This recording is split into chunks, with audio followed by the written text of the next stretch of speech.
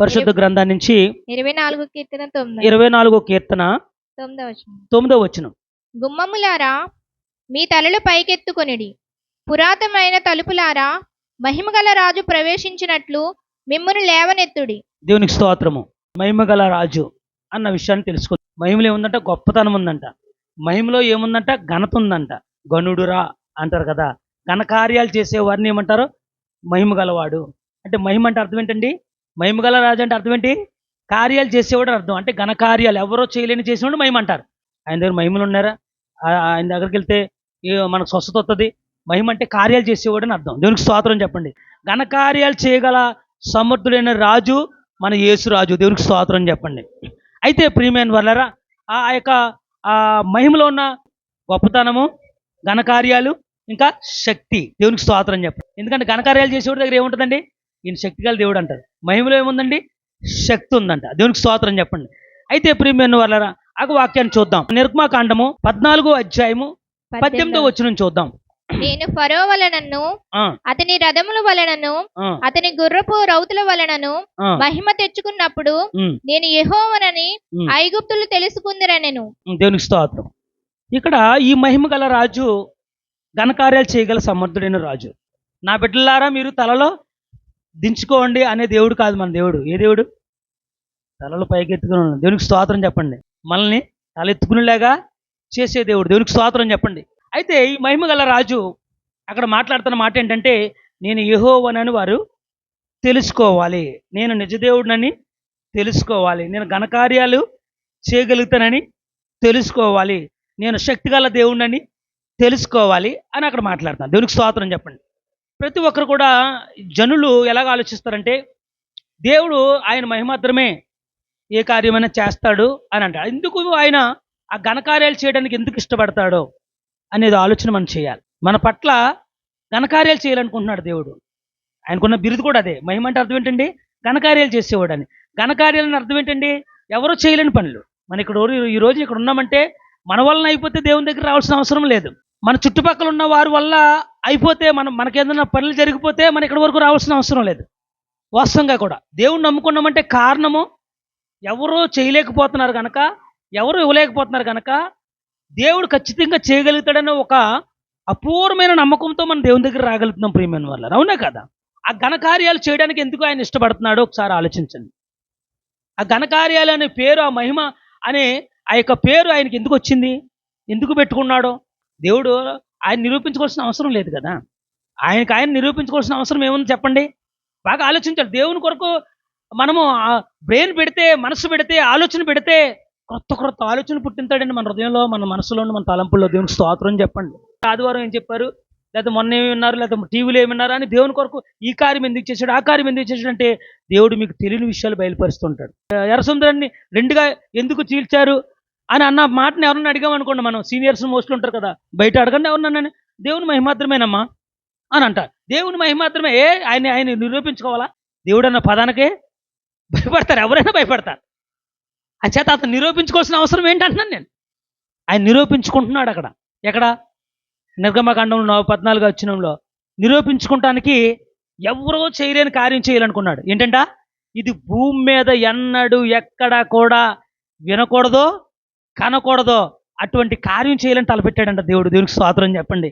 ఈ భూమి మీద ఎక్కడ కూడా, ఈ దిగంతరం వరకు కూడా, ఇప్పుడు కాదు, ఈ భూమి నిలుచున్నంత కాలము, ఈ భూమి మీద ప్రజలు బ్రతుకున్నంత కాలము, ఎన్ని తరాలు వచ్చినా సరే, ఎన్ని యుగాలైనా కానీ, ఈ భూమినంత కాలము చెప్పుకోగలిగిన కార్యం చేయాలనుకున్నాడు. దేవునికి స్తోత్రం చెప్పండి. చెప్పుకోగలిగిన గొప్ప అద్భుతం చూపించాలి ఈ భూమి మీద అనుకున్నాడంట దేవుడు. అంత కార్యము, అది మామూలు విషయం కాదు. ఎర్ర సముద్రం రెండుగా చేల్చడం అనేది, ఎర్ర సముద్రాన్ని రెండుగా చేల్చడం అనేది, నీరుని గోడలుగా నిలబెట్టడం అనేది, అది సామాన్యమైన విషయం కాదు. అది సరదాగా కూడా మాట్లాడుకోవడం విషయం కాదు. అది చాలా శక్తితో చేయబడిన కార్యము, చాలా శక్తితో నింపబడిన కార్యం. అవునా కాదండి? ఒక గోడ నిలబెట్టడానికి మేస్త్రి ఎన్ని తిప్పలు పడతాడో తెలుసండి. 4 వరుసలు అయిన తర్వాత ఆరిన తర్వాత మళ్ళీ పొద్దున్న వచ్చి 4 వరుసలు వేస్తారు. ఆ తర్వాత 4 వరుసలు వేస్తారు. పోనీ ఎన్ని వేసేసిన తర్వాత వెంటనే ప్లాస్టింగ్ చేస్తారండి? చేయరు. ప్లాస్టింగ్ ఎప్పుడు? మళ్ళీ ఇది ఆరాల, ఇది తడపాల, ఇది బాగా తడిపిన తర్వాత అప్పుడు ప్లాస్టింగ్ చేస్తారు. మీకు అర్థమవుతుందండి? ఈ గోడ కొట్టడానికి నాన్న తిప్పలో ఆయన మాటతో గోడ కట్టాడంట. చెప్పలు కూడా దీన్ని మహిమపరచండి. దానికి ఎంత ఎంత శక్తి ఉండాలి, తరతరములు చెప్పుకోవాలని. అంటే మహిమ అంటే మామూలు విషయం కాదు, ఆయన శక్తి అంటే మామూలు విషయం కాదు, ఆయన గొప్పతనం అంటే మామూలు విషయం కాదు. ఆయన వైభవం కలిగిన వాడు, ఏదైనా చేయగలిగిన వాడు, ఆయన సుందరం కలిగిన వాడు, అన్నిటిలోనూ శక్తి గల దేవుడు. ఆ శక్తిని చూపించాడు. ఎర్ర సముద్రాన్ని రెండుగా చీల్చి అది గోడలుగా ఆరిన నేలగా చేసి, సముద్రం నీళ్ళు అప్పుడు స్విమ్మింగ్ పూల్ వేసి నీళ్ళండి అయ్యి ఆరిపోవడానికే. పోనీ అందులోనే ఏమన్నా రోడ్డు ఉండడానికి రాళ్ళు రప్పలు ఎక్కడెక్కడ ఏ రాళ్ళు ఉంటాయో తెలియదు. ఆ సముద్రంలో ఎంత నాచు ఉంటుంది, చేపలు తిండి ఉంటుంది, ఎంత చెత్త ఉంటుంది, ఎన్ని ముళ్ళు ఉంటాయి, ఎన్ని గత్తర్లు ఉంటాయి, ఎన్ని ఇనుప మొక్కలు ఉంటాయి, ఏముంటాయో మనకు తెలియదు. లోన ఆ చెత్త అంతా అందులోనే ఉంటుంది, నాచు గీచు అన్నీ ఉంటాయి. ఎన్ని సంవత్సరాలు అయిందండి సముద్రం, మన పుట్టక ముందు పుట్టించాడు ఆయన దాన్ని. అప్పుడున్న దాన్ని క్లీన్గా చేశాడంట. అది మాటల ఆరిన నెల అయిపోయిందంట. మీరు ఆర్చండి దేన్నాను, ఓ గోడ ఆరాలంటే 4 రోజులు పడుతుంది. అంతే కదా. స్లాబ్ ఆరాలంటే ఎన్ని రోజులు అండి? 15 రోజుల వరకు మనం ముట్టుకునేవాడు, పైకి ఎక్కనవాడు, నీళ్ళు తడుపుతూ ఉండాలి దాన్ని. 6 నెలల చేశాడండి. ఎంతలాగా అంత శక్తిని నిరూపించుకోవాల్సి వచ్చింది ఆయన. దేవునికి స్తోత్రం చెప్పండి. అయినా మనలో నమ్మకం పడతలేదు ఇప్పుడు. అయినా నీళ్ళు కారిపోతున్నాం మనం. అప్పుడు వరకు బలంగా ఉంటున్నాం, ఏదైనా జరిగినప్పుడు నీళ్ళు కారిపోతున్నాం. అవునా కదా. ఏదైనా వచ్చినప్పుడు మనం ఏం చేస్తున్నాం, బలహీనం అయిపోతున్నాం. ఏదైనా వచ్చినప్పుడు తట్టుకోలేకపోతున్నాం, ఏదైనా వచ్చినప్పుడు నిలబడలేకపోతున్నాం. ఇంత గొప్ప కార్యాలు చేసి కూడా నా పక్షాన్ని ఉన్నాడన్న విషయాన్ని మర్చిపోతున్నాం. ఆయన కోసం ఆలోచించక, ఆయన కోసం తలంచక, ఆయన తలంచితే, ఆయన కోసం ఆలోచిస్తే అసలే నీకు చూకు చింత లేనే లేదు. దేవునికి స్తోత్రం చెప్పండి. ఇంత భయం ఎందుకు వస్తుందని అడుగుతున్నాను నేను. దేవుని కొరకు ఆలోచించక, ఈ కార్యాల కొరకు ఆలోచించక, ఆయన శక్తి తరతరములు నిలబడిలాగా ఉన్నదంట. అంటే ఎంత శక్తి కలగా కార్యాన్ని దేవుడు చేశాడో ఒకసారి ఆలోచించండి. ఆ శక్తిని కనీసం ఒక సరదాగా కూడా మనం ఆలోచించట్లేదు. ఒక సరదాగా కూడా అసలు మాటలా, గోడల్లా నిలబట్టడం మాటలా, 6 నెలల చేయడం మాటలా, అది ఎన్ని సంవత్సరాలుగా ఉండిపోయింది. ఒక్కసారిగా వీళ్ళకి రోడ్లేగా అయిపోవడం మనకి కారణం ఏంటి? ఎంత శక్తి ఉంటే చెయ్యాలి. ఒక రోడ్డు వేయాలంటే ఒక 20 రోజులు ఎన్ని రోజులు పడుతుంది మొత్తం అంత సదురు చేసేటప్పటికి. వాళ్ళు అసలే కాళ్ళు చెప్పులు అరిగిపోలేదంట, బట్టలు మాయలేదంట. ఎటువంటి రోడ్డు వేసాడు అక్కడ. ఇప్పుడు వేస్తున్నారు ఏ రోడ్లో పార్లను చూసి చాలా బాగున్నాయండి, పార్లు ఎంత అద్దాలు అప్పుడు వేసాడు అద్దాల రోడ్డు. దేవునికి స్తోత్రం చెప్పండి. ఈ గోళ్ళు అద్దాలాగా ఉన్నాయి, ఏ నీళ్లు చక్కటి కలర్ కదా, ఆకాశం కలర్లో ఉంటాయి. ఈ సముద్రపు నీళ్లు ఎలా కనపడతాయండి, బాగా మంచి చాలా మంచి బ్యూటిఫుల్గా ఉంటుంది ఆ కలర్. ఎగ్జిబిషన్లోకి వెళ్తుంటే చేపలు వేసి నీళ్ళు చేస్తుంటే ఎలా ఉంటాయి కలర్, అలా గోళ్ళు అంత కలర్. కొత్త కాంతిని చూస్తుంటాయి కళ్ళు. ఎలా ఉంటాయండి వాళ్ళ కళ్ళు, కొత్త కాంతిని చూస్తుంటే ఆ అందమైన ప్రదేశంలా కనబడుతుంది. వా అలాగ అనుకుంటూ నడిచేసారు. వాళ్ళకి తెలియలేదు నడక, ఎంతసేపు నడిచారో తెలియదంట. అంత ప్రకృతి అందాన్ని కూడా చూపించగలిగాడు. అంటే ఎంత శక్తి ఉండాలి దేవుని దగ్గర. చేపలు కూడా దేవుని మహిమపరచండి.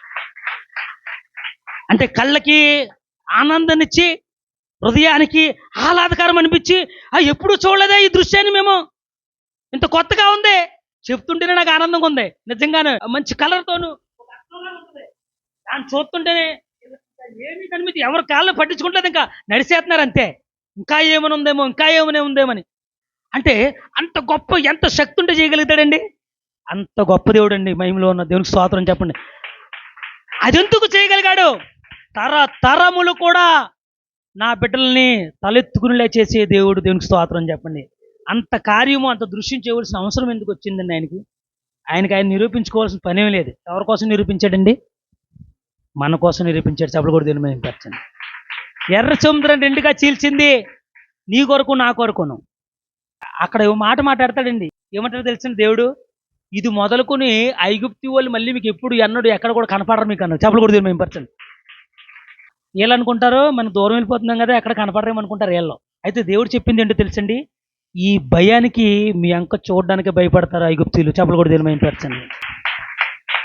ఇది భయంకరమైన కార్యము, బేకొరుడే చేయగలడు ఈ కార్యము, బీభత్సమైన కార్యము, అద్భుతమైన కార్యము.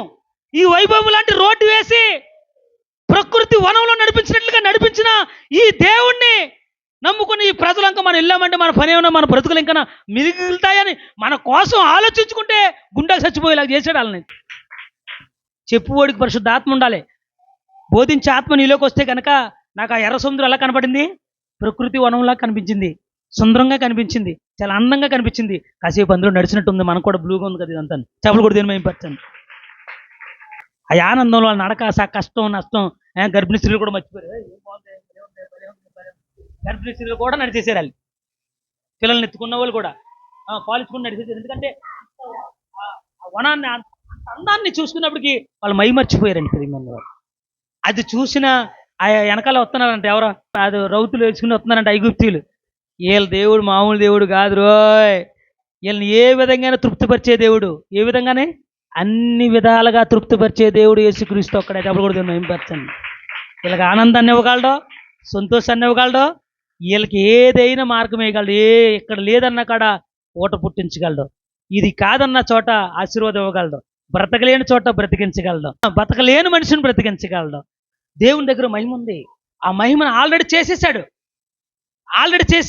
తరములు గుర్తుండేలా చేశాడు. మన వెనకాల ఎవరున్నారు? మహిమగల రాజు ఉన్నాడు. దేవునికి స్తోత్రం చెప్పండి. సంఖ్యలో రాసి ఉంటుంది, ఇశ్రాయేలు ప్రజలు అందరూ వస్తున్నారంటండి. ఆ కోటకి ఎలా చూస్తున్నారంటే అందరూ పెద్ద సమూహం వస్తుందండి. ఆ సమూహం చూసి ఆ స్థాన బలం ఉన్న రాజు జంకడని రాస్తుంది అక్కడ. చెప్పలు కూడా దీన్ని మైంపరచండి. వీళ్ళందరూ అనుకుంటారు ఆ ఇశ్రాయేలు ప్రజలు చూసిన సమూహాన్ని చూస్తున్నారు అనుకుంటారు. ఇశ్రాయేలు యొక్క సైన్యం వెనకాల వస్తున్న మహిమగల రాజుని చూస్తున్నారు వాళ్ళందరూ. చెప్పలు కూడా దీన్ని మైంపరచండి. ఎవరిని చూస్తున్నాడండి ఆ రాజు? మహిమగల రాజు వీళ్ళ వెనకాల ఉండడానికి చూస్తున్నారు. వెనకాల వచ్చాడు చాలా గొప్పడు.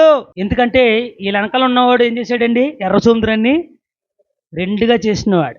రహాబ్ వీళ్ళని ఎందుకు గౌరవించిందండి? ఏగులు వారిని. మా దేశం వస్తారు, మిమ్మల్ని అంతా ఆశపెట్టించాలి, అందరిని పిలిచిద్దుకు మన దేశాన్ని పట్టుకుంటానికి వచ్చారల్లో. నేను మంచి వ్యాపారం చేసుకున్నాను, నేను వ్యాపారం చేసుకుంటే మీరు ఏం మాట్లాడతలేదు, నా బ్రతుకు నేను బ్రతుకుతున్నాను. ఇప్పుడు వాళ్ళు అట్టుకుంటే కనుక ఈ బ్రతుకు కూడా నాకు ఉండదు. ఇప్పుడు చక్కగా కొడుకులోకి 4 మెతుకులు వెళ్తున్నాయి, ఈ మెతుకులు పాడు చేయడానికి వచ్చారని ఈ రహాబ్ ఏం చేయాలి? పట్టించేయాలి. ఎందుకు పట్టించలేదు రహాబు? ఇప్పుడు వీళ్ళని కానీ ఏమైనా చేస్తే నన్ను కానీ ఏమైనా చేస్తాడని భయమించింది. అప్పుడు కూడా భయపరచండి.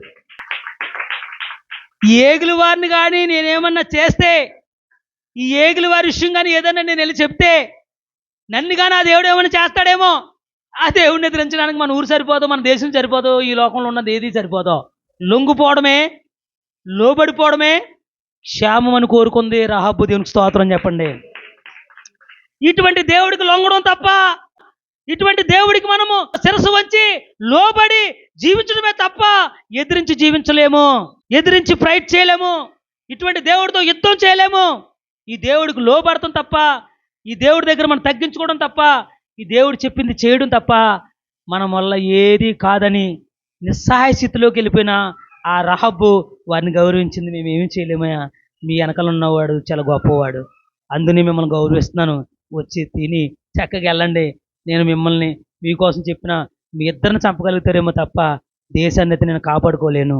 మీ ఇద్దరిని చంపగలుగుతారేమో ఈ దేశస్తులు, ఈ దేశాన్ని అయితే నేను కాపాడుకోలేను. నన్ను నేనన్నా కాపాడుకోవాలి.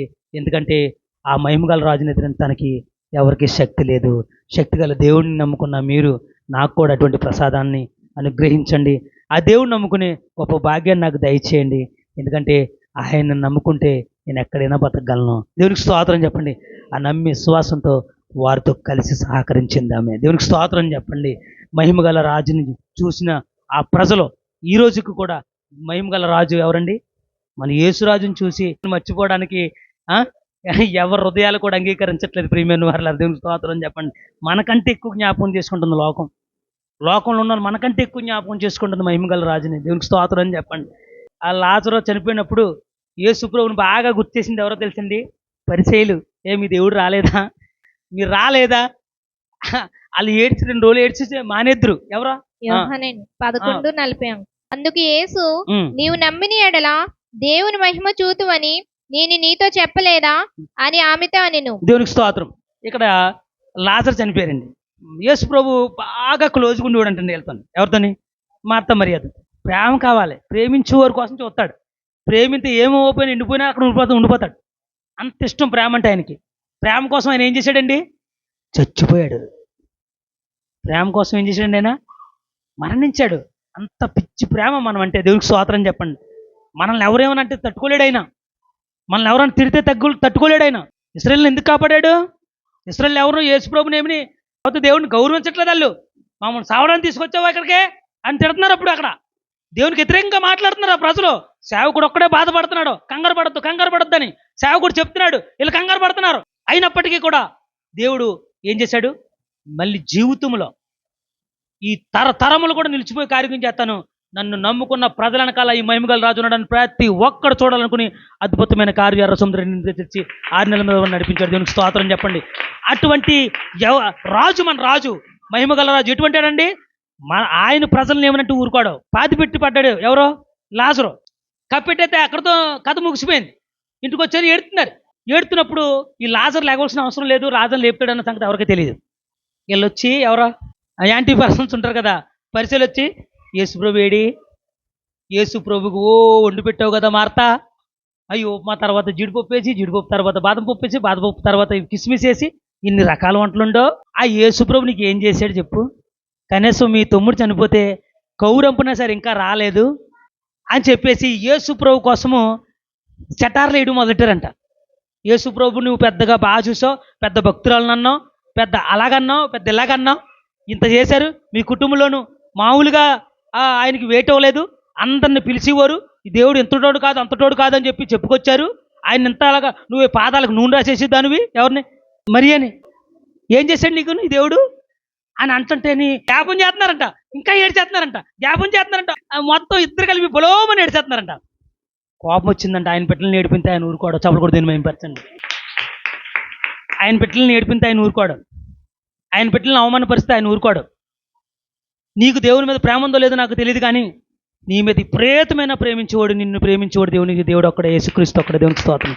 నిన్ను విపరీతంగా ప్రేమించేవాడు యేసుక్రీస్తు ఒక్కడే, నిన్ను విపరీతంగా ఆదరించేవాడు యేసుక్రీస్తు ఒక్కడే, విపరీతంగా నీ కోసం ఆలోచించేవాడు యేసుక్రీస్తు ఒక్కడే, విపరీతంగా నీ పక్షాన్ని నిలబడిన వాడు యేసుక్రీస్తు ఒక్కడే, విపరీతంగా నీ అవమానాన్ని భరించలేనివాడు యేసుక్రీస్తు ఒక్కడే. నీకు వచ్చిన అవమానం నువ్వు భరించవేమో, కానీ నీ మీద అవమానం వచ్చిన నింద వచ్చినా ఆయన అస్సలే భరించలేడు. చప్పలు కూడా దీన్ని మహిమపరచండి. అంత ప్రేమ మనం అంటే, అంత అభిమానము, అంత ప్రాణం పెట్టేసాడంటే ఎంత అభిమానం ఉందో చూడండి, ఎంత ప్రేమ ఉందో చూడండి. అటువంటి ప్రేమ కలిగిన వాడు నీ పట్ల, నా పట్ల, మన క్రీస్తుకి. దేవునికి స్తోత్రం చెప్పండి. అంత ప్రేమ కలిగిన దేవుడు మన యేసయ్య. వాళ్ళని రెచ్చగొట్టి వారిని అవమానపరుస్తున్నారంట. అవమానాన్ని భరించలేని యేసయ్య వచ్చాడంట. నా ప్రజల్ని అవమానిస్తారా? నా ప్రజల్ని ఏడిపిస్తారా? నన్ను నమ్ముకున్న వాళ్ళంటే మీకు అంత చునకనా? వారు నన్ను నమ్ముకున్నారు, వాళ్ళు అల్పవిశ్వాసం ఉన్నప్పటికీ నా బిడ్డలో, నా ప్రాణమాళ్ళు, వాళ్ళ కోసం నా ప్రాణం వెలగిస్తానో చూస్తారు మీరు, నేనేం చేస్తానో చూస్తారు కదా అని చెప్పేసి లాజరు లాగానంటే అందరూ భయమెత్తి, భయంకరమైన కార్యం అది. శవం వాసన వచ్చేద్ది. ఆ శవం కానీ ఏమైనా పురుగు పడితే కనుక రోగాలు వచ్చేస్తాయి. ఎలా చూడగలుగుతాం చచ్చిపోయిన శవాన్ని? ఇప్పుడు బయటికి తీస్తానంటున్నాడు. ఇది ఘోరం, నేరం. ఇటువంటి భయంకరమైన కార్యాన్ని మేము చూడలేం బాబోయ్ అని పరిగెత్తారంటే చాలా మందిని. అయినప్పటికీ కూడా దేవుని మహిమను చూద్దరు కానీ రండి. మహిమగల రాజు ఆయన నమ్ముకున్న వారి వెనకాల నిత్యం ఉన్నాడని చూపించడానికి లాజరు లేపాడు. దేవుని స్తోత్రం చెప్పండి. లాజరు లేపి మహిమగల శరీరంతో లాజరా రా అన్నాడు. ఎక్కడైతే నువ్వు అవమానపడ్డావో, ఎక్కడైతే నువ్వు నిందపడ్డావో అక్కడ నిలబెట్టడానికి దేవుడు ఇష్టపడతాడు. దేవునికి స్తోత్రం చెప్పండి. ఆ నింద నుంచి నిన్ను పెంతాడు, ఆ అవమానం నుంచి నిన్ను తప్పింతాడు. నిన్ను ఎక్కడైతే తిట్టాడో అక్కడే నిన్ను గొప్ప చేసేలా చేస్తాడు. దేవునికి స్తోత్రం చెప్పండి. నిన్ను ఎక్కడైతే అవమానపరిచాడో అక్కడే నిన్ను గొప్ప చేస్తాడు దేవుడు. అటువంటి గొప్ప దేవుడు మన యేసుక్రీస్తు. ఎప్పుడైతే ఆ మార్తని మరియని అవమానపరిచారో యేసుక్రీస్తు వచ్చి మహిమగల రాజు యొక్క శక్తిని మళ్ళా నిరూపించాడు. దేవునికి స్తోత్రం అని చెప్పండి. అటువంటి మహిమగల రాజు ఎవరి పక్షాన్ని నిలబడ్డాడండి? మన పక్షాన్ని నిలబడ్డాడు. మన మహిమగల రాజు కొరకు నిలబడతామా? మనం నిలబడాలని ఉద్దేశాలు ఉన్నాయా? నిలబడగలుగుతానికి మన ఆశలు చంపుకోగలుగుతామా? ఆయన ప్రేమించిన బిడ్డల కొరకు ప్రాణం ఇచ్చి ఆయన దక్కించుకోగలిగిన గొప్ప దేవుడు యేసుక్రీస్తు. అటువంటి మహిమగల రాజును పొందుకుని ఉన్నాం మేము. మనకు జడుపేలా, భయమేలా? మనం ఆయన తలంచితే చాలు, ఆయన మన వెనకాల ఉండే అద్భుత కార్యాలు జరిగిస్తాడు. ఆయన తలంతే చాలు, మనం ధైర్యంగా జీవించడానికి నీ వెనకాల రక్షణ దూతలను కావాలా ఉంచుతాడు. ఆయన తలంచితే చాలు, ఆయన అద్భుతాలు కార్యాలు చేసి నిన్ను ఆనందింపచేసే రోజులు ముందు ఇంకా ఉన్నాయి. దేవునికి స్తోత్రం చెప్పండి.